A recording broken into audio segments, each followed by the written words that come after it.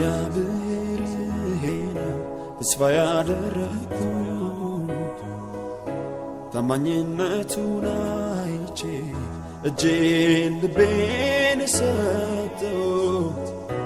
ያላዋቂዎች ልቦና በሰዎች ተስፋ ያደርጋል ግን እግዚአብሔር ብቻ ደህንነትን ያዘጋጃል እግዚአብሔር ተስፋ ያደረኩት ታማኝነቱን አይቼ እጄን ልቤን ሰጠሁት ያላዋቂዎች ልቦና በሰዎች ተስፋ ያደርጋል ግን እግዚአብሔር ብቻ